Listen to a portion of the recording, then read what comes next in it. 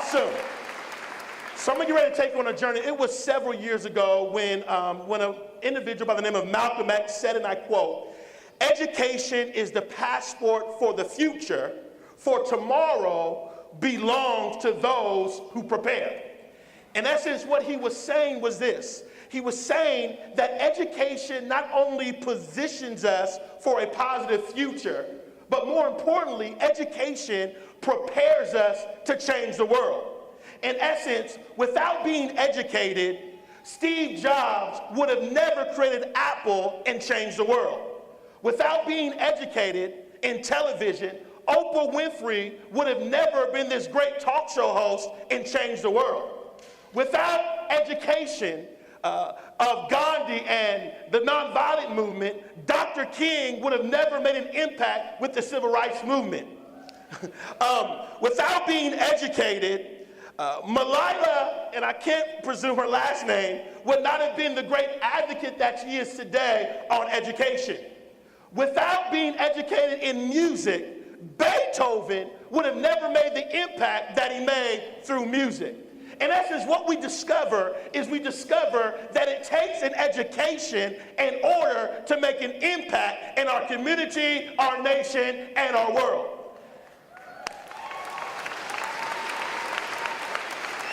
And the amazing thing about this reality is as I sit here today and I look at these graduates, I see beautiful and handsome and intelligent and audacious and incredible and awesome and amazing and enthusiastic and students that are destined to change the world. As I look into this audience, I can't help but be so excited and so hopeful on the inside because these young men and women are getting ready to change the world. They're getting ready to. In essence, when you think about education and you think about the students that drop out every single year, in this room today are future teachers that are going to change the world. When you think about inequality and racism and injustice, in this room today are future leaders that are going to change the world. When you think about people that battle depression and suicide, in this room today are future counselors and motivational speakers that are going to change the world. When you think about third world countries and people dying of diseases, in this room today are future doctors and nurses that are going to change the world. When you think of some of the challenges that many of our communities are facing all across the country and even in the world, in this room are future mayors and politicians that are going to change the world. When you think about children that grew up without a father, that grew up without a mother, in this room today are future leaders and mentors that are going to change the world. When you think about homelessness and people that don't have anywhere to sleep and don't have any food to eat, in this room are future preachers and nonprofit leaders that are going to change the world. In essence, what we are looking at and what we are celebrating today are educated men and women that have not only positioned themselves for a positive future, but they have began the journey towards becoming a leader that's going to change their community, their nation, and their world. And I'm excited about it. I don't know about you. Can we give them a round of applause one more time? Yeah. And so, now I'm getting pumped up.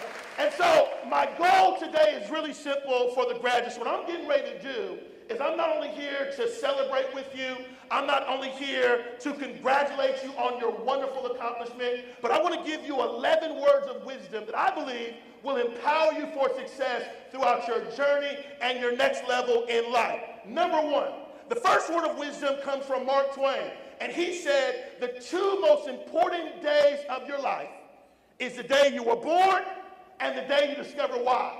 Because he understands that as human beings, one of the first things we have to do is discover our purpose in life and discover why we are here.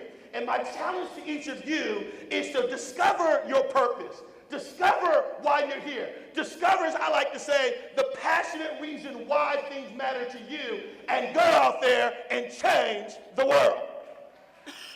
The second word of wisdom comes from Dr. King, where he says that anyone can obtain greatness because greatness is attained in service.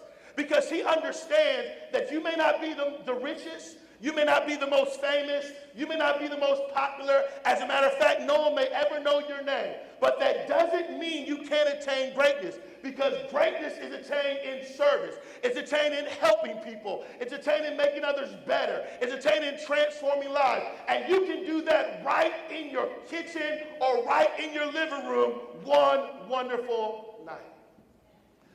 Third word of wisdom comes from Mahatma Gandhi, where he says, be the change you wish to see in the world. Because he understands you cannot create change or you cannot become successful until you first see what it looks like.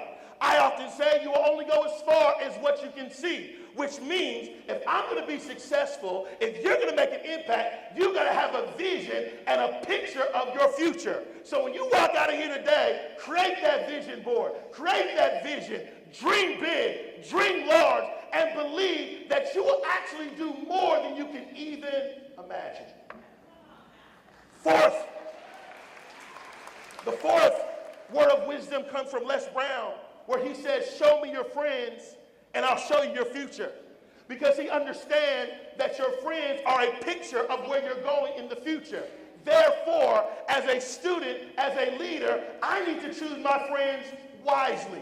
I got to network effectively. I got to connect with the right people in order to become the person that I was destined to be. In essence, I can't be around haters, naysayers, pessimistic kind of people. What I need to be around people that encourage me, that believe in me, that support me, that want the best for me. Watch this, that don't tolerate me, they celebrate me. Word of wisdom number 5 comes from Cornel West, where he says, and I quote, he says, if you don't love the people, you can't lead the people. Because he understands that love not only overcomes all, but it's through our love for others that we make an impact. It's through our love for our passions that we achieve our dreams. It's the love on the inside of sacrifice, patience, forgiveness, and generosity that we can overcome anything in the world. Which is one of the reasons why many of you look at your parents as heroes. Because your parents have given you a picture of what it means to love someone unconditionally. I like to use the word the agape love. Being an agape love kind of person. Being an agape love kind of leader. Being an agape love kind of family member. Live and lead in love. The sixth word of wisdom comes from a friend of mine by the name of Noel Jones. He says that every time a child is born, they are a solution to a problem in the world. Because he understood that you were born not to be the problem, you were born to be a solution to a problem. In this world today, there's several problems, there's several challenges, and there's several issues that are going on. And they will not be solved until you first look within and discover what solution am I going to be in the world today. So this is the question for you. What are you going to solve? What are you going to change? What are you going to make better for future generations? Because that's why you were born. You were born to solve a problem in the world so that future generations can benefit off the solution that you brought into our community, our nation, and our world. Seventh word of wisdom comes from Kim Blanchard. He says, and I quote, he says, humility is when you focus more on the task and the people you serve as a leader versus yourself. Jim Collins says, and I quote in his book, From Good to Great, he says, humility is one of the qualities of a top 5 leader, because he understands that as human beings, we must always be humble. We must always walk in humility. We must always understand it's not about me, but what it's about is doing what I've been purposed to do, and it's about serving the people I've been called to serve as a leader. And if you stay focused on your task, if you stay focused on the people you're supposed to serve, not only will you change the world, but I promise you, you will attain the greatness on the inside. If you agree, say, oh yeah. The eighth word of wisdom comes from a man under the business minute, and he says, and I quote, he says, excellence is not a destination, it's an ongoing process. because he understands that none of us are perfect. None of us will ever be perfect, but we can always give 110%. We can always grow. We can always progress. We can always be lifelong learners. We can always give 110% in everything that we do. So my challenge to you is this: don't just be a regular person, be an excellent person.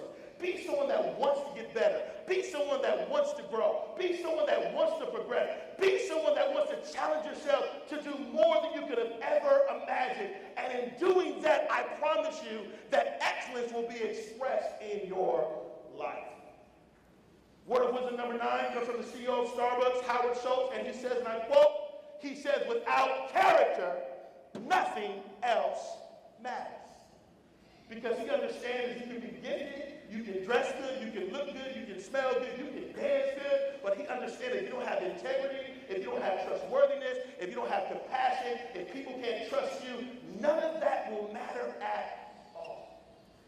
Because what the world is looking for, they're looking for people that are honest, they're looking for people that have integrity, they're looking for people that are competent, people that know how to get the job done, people that believe in fairness, people that believe in equality. Our world is in desperate need of some people that are willing to live at an exceptional character.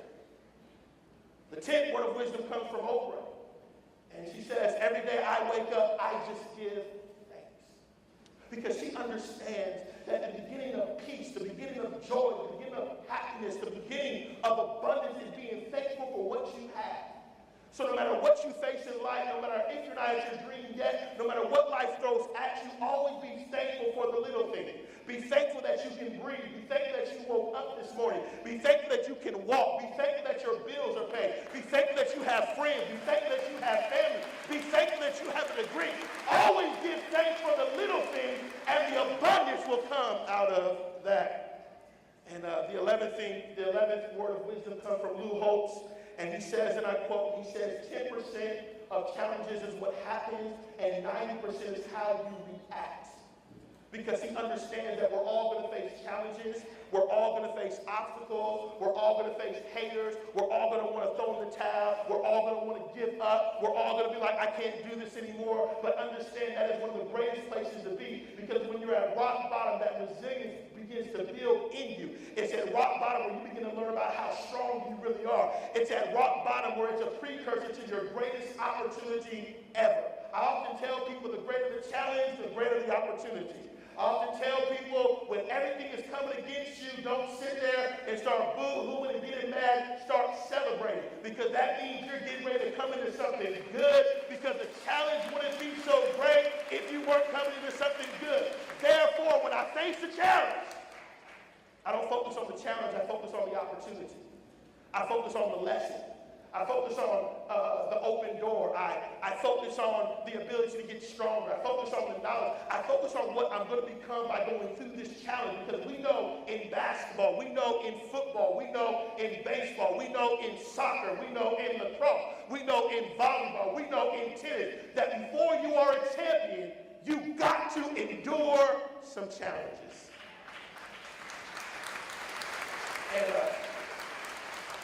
And lastly, as I get ready to close out with these 11 words of wisdom, I'm going to ask really quickly if all the families can just stand on their feet, because what we're getting ready to do is we're getting ready to celebrate the incredible graduates in this room. And I think it's only right that if we can stand up and not only celebrate them for what they've done today, but celebrate them for what is getting ready to come in the future. Can we give them a big round of applause? Yeah.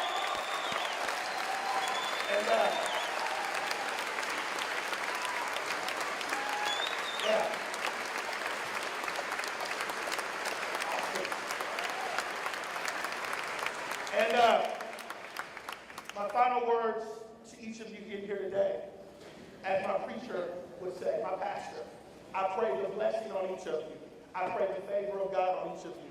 I hope that open doors and opportunities come to your life immediately, and I pray that you see more done in your life than you could have ever imagined. God bless America, and thank you all so much.